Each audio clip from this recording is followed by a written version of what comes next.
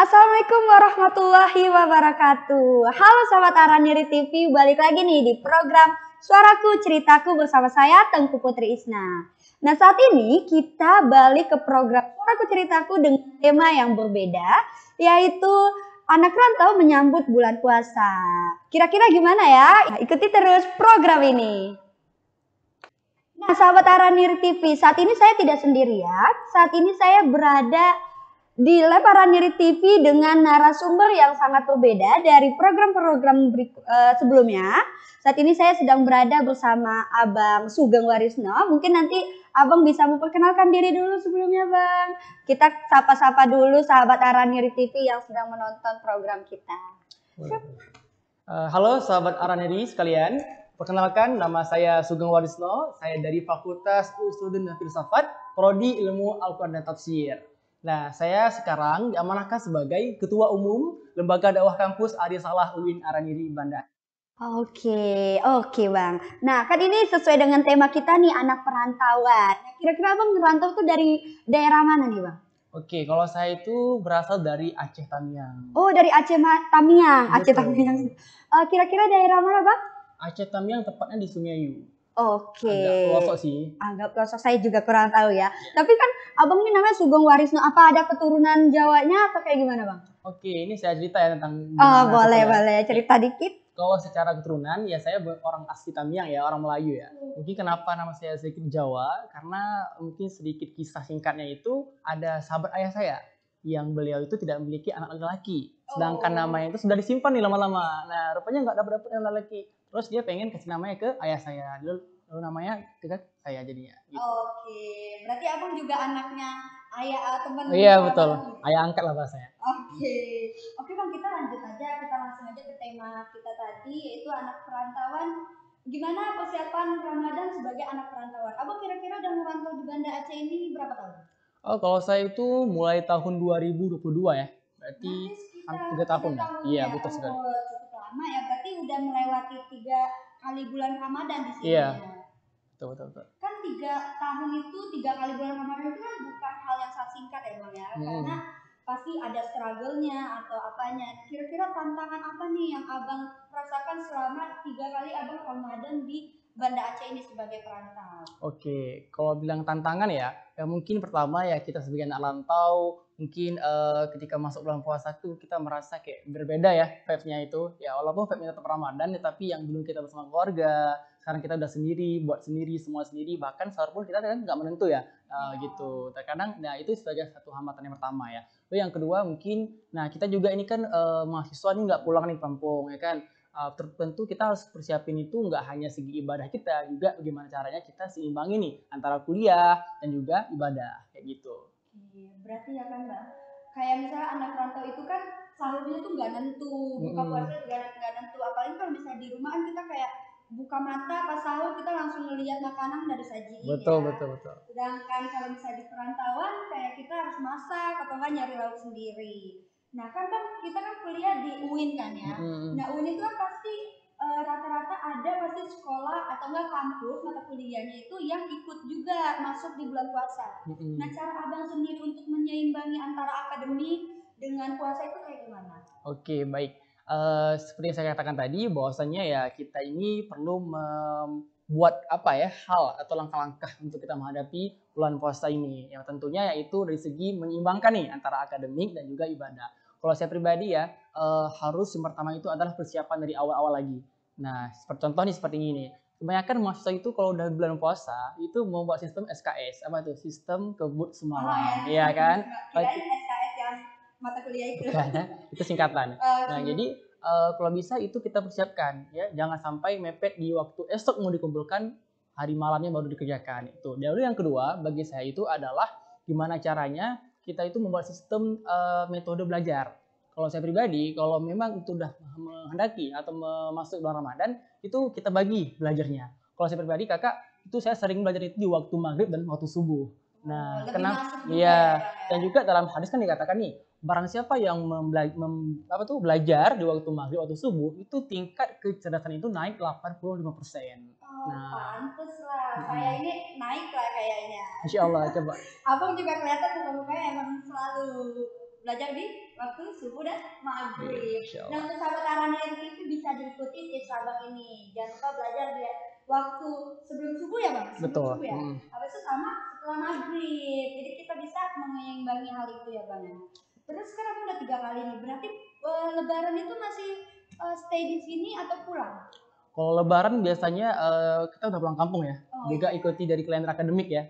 Mungkin kita 10 hari ya mungkin ya kita dapat merasakan puasa di kampung. Nanti lanjutkan dengan Idul Adha, Idul Fitri gitu. Oke. Berarti abang belum pernah ada apa ya namanya kenangan-kenangan yang bulan Lebaran itu di Banda Aceh belum ada? Belum ada sih. Belum ada. Berarti langsung pulang ya. Tapi kan nih kayak di Aceh sendiri tuh ada budaya megang ya. Nah itu abang gimana cara menghadapi megang itu? Kan biasa kalau orang yang asli Banda Aceh ini pasti dia membuat acara di rumah kayak gitu. Kalau kita sebagai anak rantau, sebagai anak kos itu apa yang kita lakukan di megang? Oke, tentu ya. Megang ini hampir setiap desa itu buat acara. Nah, kita mahasiswa seharusnya itu tidak harus mendiri di kamar atau di kos. Kita harus berbaur sama masyarakat. Nah, saya pribadi itu biasa saya itu mengkunjungi tempat-tempat di mana sih biasanya buat magang di kampung-kampung. Nah, dan juga saya juga sering tuh kan bersosialisasi dengan masyarakat di masjid maupun ada acara-acara di kampung-kampung. Makanya seringnya saya tuh diajak di acara magang di kampung itu sendiri gitu. Pasti soalnya anak akamsi sini, sahabat akamsi itu anak kampung sini itu sering banget pasti ngajak-ngajak anak rantau itu untuk ikut ke rumahnya kalau dia lagi ngadain megang segala macem. Karena kebetulan saya juga anak rantau kan, Betul. Tapi emang anak rantau yang masih baru, gak kayak abangnya udah 3 tahun, saya masih baru di sini. Jadi belum ada suka dukanya. Suka dukanya nih bang, suka dukanya sebagai perantau di sini. Karena kan budayanya kan berbeda ya Banda Aceh sama Aceh Tamiang itu. Betul. Apa tuh suka? Kita ke duka dulu ya. Iya, boleh. Kalau duka mungkin kita itu tidak merasakan momen pertama Ramadan itu bersama orang tua. Iya, betul. Orang tua. Walaupun duka itu pasti juga ada yang suka ya. Atau sukanya itu ada.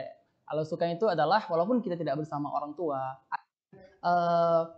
sosok orang tua kedua ya, itu terkadang kakak-kakak kita yang ada di Banda Aceh dan juga kita yang mereka merangkul bersama-sama mungkin membuat acara kecil-kecilan ya seperti kayak magang tadi gitu untuk kita isikan kekosongan di hati dan juga rindu kita di orang tua kita gitu.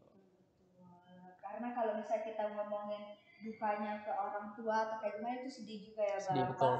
Paling kita cuma bisa kayak video call atau kayak gimana. Mau pulang pun berapa jam di perjalanan juga ya. Jauh banget, sumpah. Kalau ke Tamiang itu berapa jam ya bang? Kalau kita naik kereta itu paling lebih kurang 13 jam. Wih, jauh banget itu. Ada nginep-nginep atau emang sekali jalan?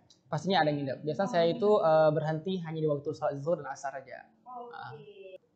Nah, sahabat Araneri TV, tadi kan abang ada kenalin abang itu sebagai ketua UKM LDK Arisala. Betul. Kira-kira ketua UKM LDK Arisala itu apa aja sih bang? Apa itu UKM LDK Arisala?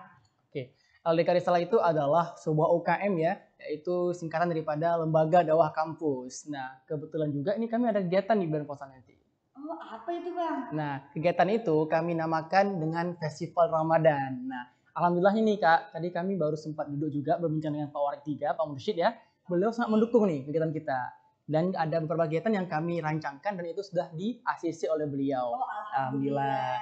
Yang pertama itu adalah kita nanti ada iftar jama'i di Fathun Qorib. Nah, itu nanti kita ada diberikan 2.000 porsi nasi ya. 2.000. Iya, setiap harinya di Fathun Qorib. Dan nanti diisi kajian ngabuburit sebelum berbuka gitu. Oke, berarti itu kira-kira jam berapa tuh acara dimulai? Itu nanti akan dimulai jam 5:30 ya. 5:30 udah boleh berkumpul di Fathun Qorib. Kita siap-siap mendengarkan kajian. Setelah itu baru kita berbagi nasi dan juga berbuka bersama gitu. Oke, berarti 2.000 sehari itu kalau dihitung itu berarti full puasa itu bang? Iya benar, full puasa. Berarti ada 60.000 lah ya?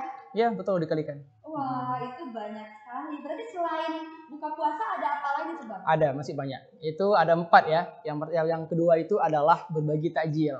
Nah nantinya sebelum nantinya hendak berbuka, kami nih para LDK Arisala pengurus akan berpencar nih di jalan-jalan untuk berbagikan menu takjil untuk berbuka. Lalu yang ketiga ada nanti kajian fikih nih khusus wanita. Nah gitu. Ada kajian fikih juga. Nah fikih wanita, benar sekali. Nah, lalu yang keempat, yang terakhir ya, itu ada namanya program Sahur on the Road ya. Yes, nanti. Itu kayaknya baru ya di sini kayaknya. Iya, baru benar. Iya betul, soalnya waktu tahun kemarin nggak pernah dengar berita tentang itu. Berarti LDK ini ngebuat Sahur on the Road. Yes, benar sekali. Berarti itu kayak gimana dong Sahur on the Road? Itu kegiatannya lebih kepada nanti kami para ikhwan nih yang nanti akan bekerja. Nah, ikhwan itu lelaki ya, akan bekerja masa-masa nanti kami di rumah teman kami. Nanti kami mungkin buat satu toples atau tempat nasi, kami berikan nanti teman-teman kita yang belum ada menu sahur nantinya gitu. Oke, wah itu sangat menarik sekali sahabat Araneri TV. Sebagai anak rantau ini harus kita cobain ini. Karena menunya pasti beda-beda kan Mas? Pasti dong, pasti. Nah itulah, kita daripada kita pusing mau mikirin buka pakai apa, sahur pakai apa, udah paling benar kita ke masjid patung korib ya Bang ya? Betul sekali. Oke, mungkin udah 1 jam enggak? Kita udah lumayan lama ini kita berbincang-bincang tentang perantauan dan bulan puasa. Mungkin kita kasih kesempatan Abang Sugeng Warisno untuk closing statement. Untuk Abang boleh kasih closing statement tentang tips-tips atau apapun yang pengen Abang berikan ke sahabat Araneri TV. Boleh. Sahabat Araneri TV, Ramadan kita tidak lama lagi, maka persiapkan diri kita yang pertama adalah upgrade jasaniyah dan ruhiyah kita tentunya. Persiapkan badan kita, iman kita dalam menghadapi bulan puasa. Lalu yang kedua, penting dalam kita mencapaikan sebuah impian, ibadah lebih tekun, coba kita dekati kawan-kawan kita, circle kita yang satu circle bahasanya, yaitu sama-sama mencapai ibadah yang sangat luar biasa kita geluti di bulan puasa ini. Karena ketahuilah bahwasanya bulan puasa yang kita kerjakan semua karena Allah dilipat gandakan 10 kali lipat. Bismillah. Bismillah. Pokoknya friends still jannah ya Bang. Betul sekali. Oke, mungkin segitu aja program Suaraku Ceritaku episode awal puasa ini. Mungkin nanti kita bisa ketemu lagi sama Abang Sugeng Warisno di bulan puasa untuk membicarakan tentang bulan Ramadan. Mungkin Abang berkenan ya? Wah, pastinya berkenan. Oke, makasih banyak Abang. Oke, untuk sahabat Araneri TV boleh komen apa lagi nih yang mau kita bawakan di program Suaraku Ceritaku. Saya Tengku Putri Isna, pamit undur diri. Wassalamualaikum warahmatullahi wabarakatuh. Waalaikumsalam.